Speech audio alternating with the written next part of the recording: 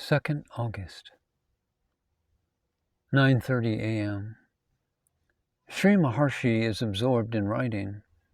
Mrs. Mazumdar, a Bengali devotee, comes in with a tray of fruits and a bottle wrapped in tissue paper in her hand. She places them on the offerings table, prostrates, and goes to her place. From the corner of his eye, Sri Bhagavan espies the bottle, and without raising his head, calls the attendant to fetch it, which the attendant does. Bhagavan coolly takes it and carefully reads the label once and twice. Even the smallest type he strains his eyes to read. Then he returns the bottle as indifferently as a child does to an object in which it is not interested, and says, yene, take it away, it is oil, and tells the attendant, and then resumes his writing. His power of observation is amazing, and his show of curiosity in the smallest object, without the slightest desire for it, or for anything under the sun, is still more amazing, though delightfully naive. 17th August, 1948. 10:15 a.m. Mr. Rappold, an American devotee, opens his eyes from meditation, in which he seems to have been deeply sunk, and raises his voice. Bhagavan, what should a devotee do at the time of death? A devotee never dies. Rather, he is already dead. Then Bhagavan stops and waits for a competent translator. And then Devaraja Mudalayer enters, and Bhagavan completes the answer. What should a devotee do at the time of death? What can he do? Whatever a man thinks in his lifetime, so he does in his last moment. The worldly man thinks of his worldly affairs, and the true devotee of devotion and spiritual matters. But a jnani, having no thoughts of any kind, remains the same. His thoughts, having died long ago, his body also died with them. Therefore, for the jnani, there is no such thing as death.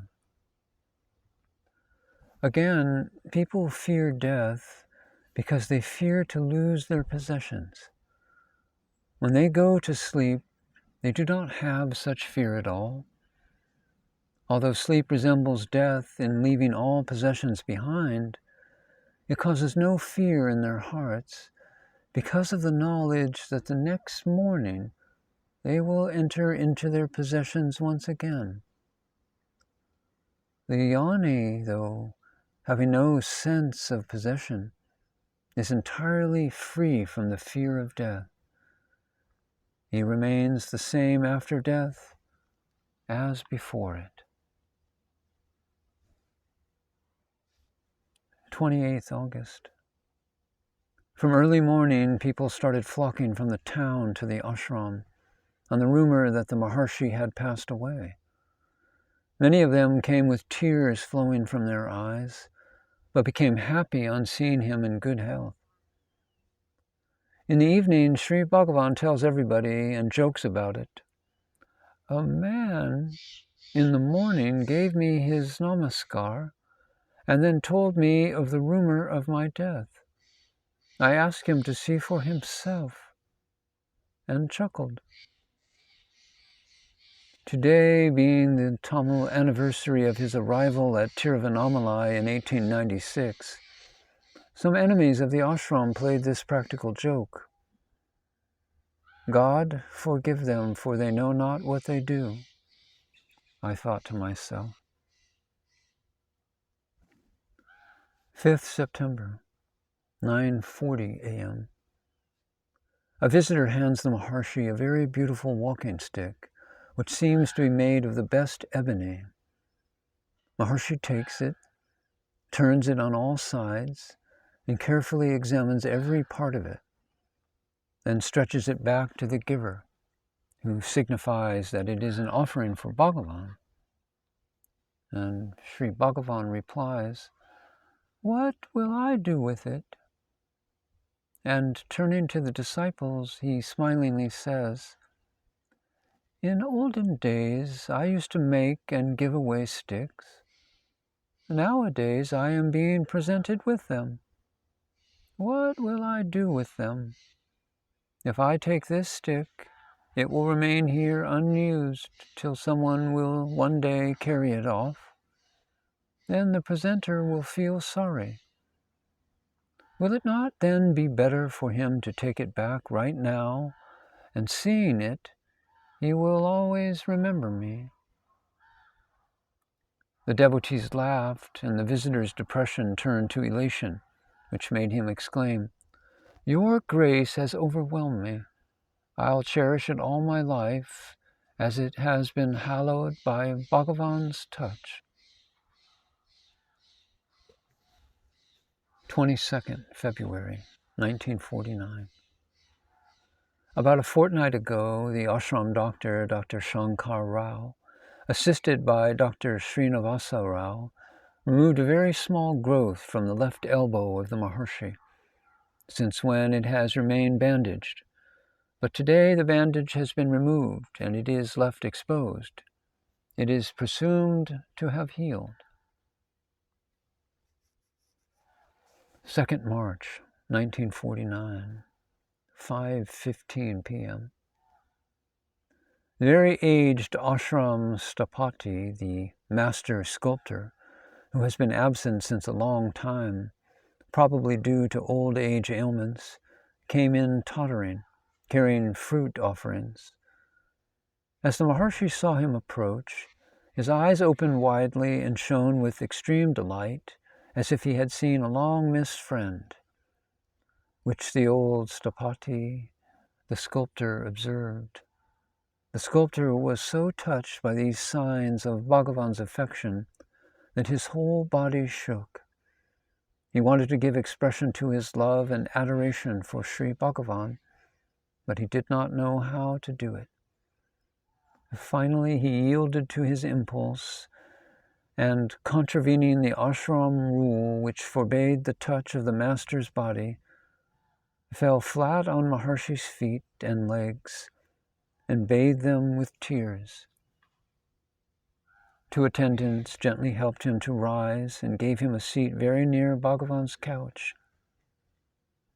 After he had calmed down some, Sri Maharshi inquired after his health, the cause of his absence, and all his other news.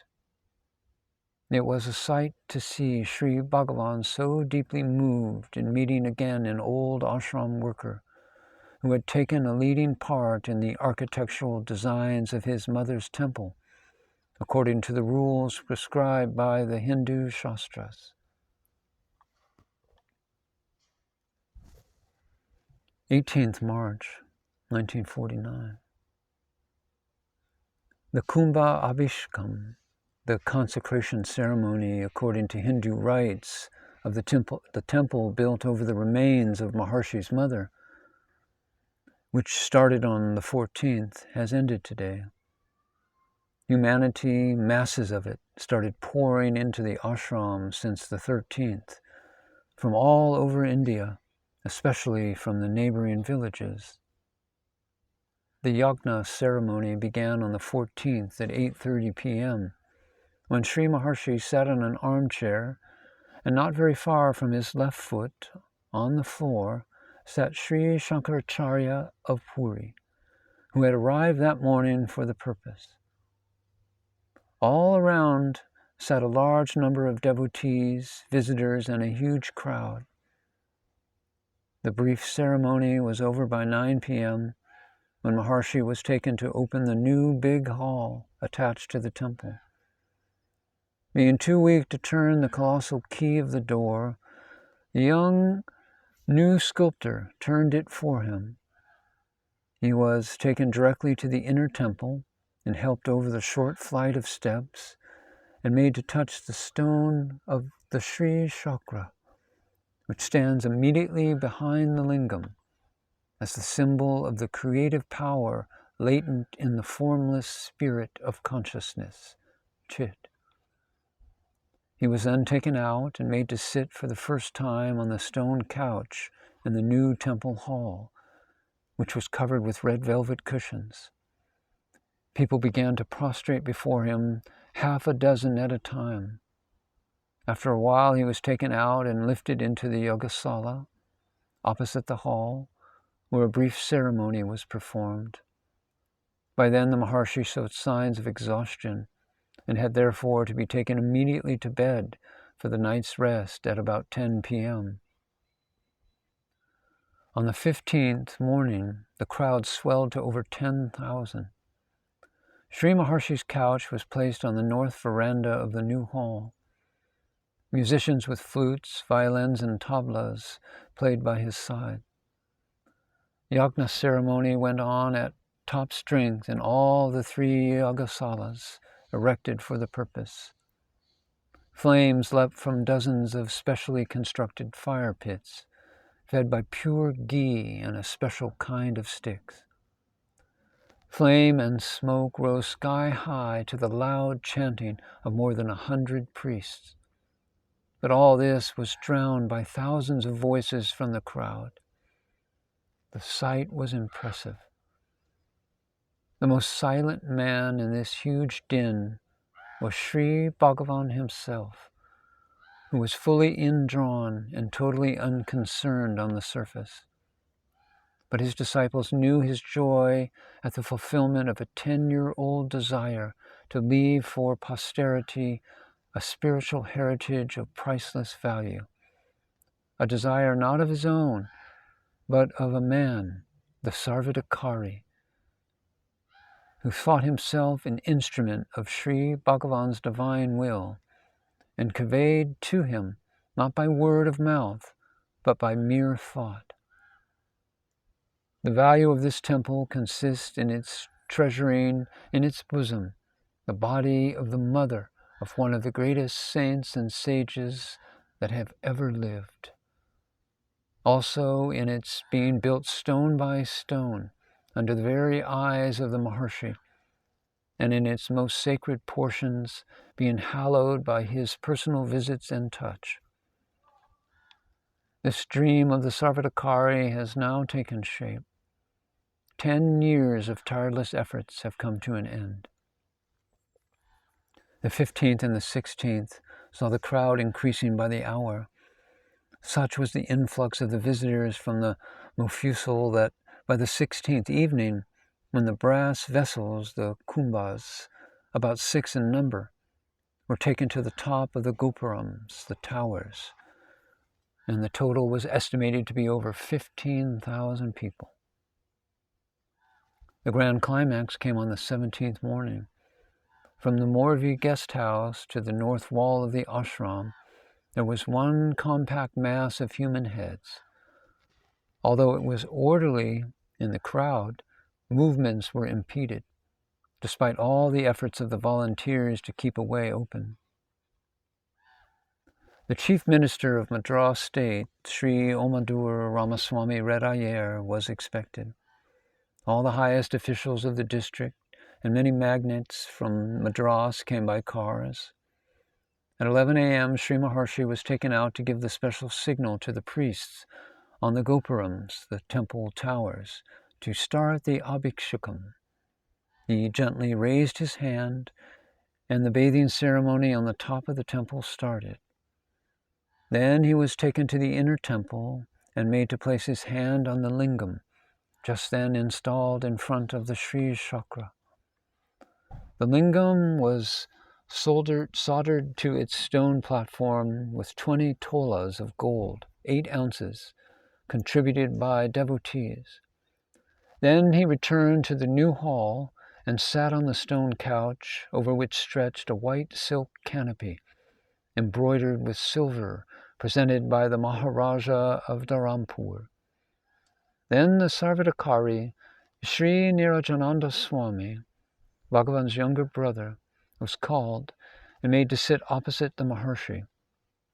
And when Mrs. Teliarkin read a short speech in English in his praise for his earnestness, his sincerity, and his unremitting efforts in building up the ashram and the temple, and garlanded him. The speech was immediately translated into Tamil, sentence by sentence, which pleased him considerably. The day ended with music and songs given by an aristocratic group of young ladies from Madras, followed by temple music, which continued till about midnight, when Sri Maharshi went to bed, thus closing the Kumbha Abhikshakam series of ceremonies and functions for the time.